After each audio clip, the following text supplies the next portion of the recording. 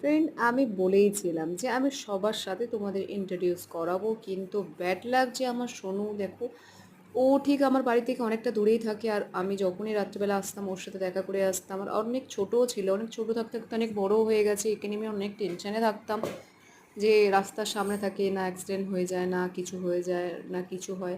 তো একে আমি রোজ দেখতেও যেতাম, রোজ খেতেও যেতাম। দেখতে পাচ্ছ ওর পাশে ওর ভাইও রয়েছে অলরেডি। আর ও দেখো, কোনো কিছু হলেই যেন খুব গায়ে ঘেঁষা, যেন কথার আগে এসে গায়ের মধ্যে দেখতেই পাচ্ছ গায়ের মধ্যে হেলান দিয়ে খাচ্ছে। আর ভাই সামনে বসে আছে ওর, দেখতেই পাচ্ছ। কিন্তু সোনু আমাদের মধ্যে আর নেই। সোনু বেশ কিছুদিন আগে অসুস্থ হয়ে মারা গেছে। আমি তার জন্য খুব কষ্ট হয়। আর এটা আমার পাড়ার বন্ধুরা, দেখতেই পাচ্ছ।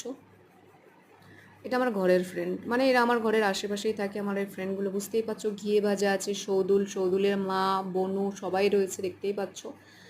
ইন্ট্রোডিউস করে দিলাম তোমাদের সঙ্গে। তারপরে এদের কাহানি একদিন আমি তোমাদের সবার সামনে দেখাবো।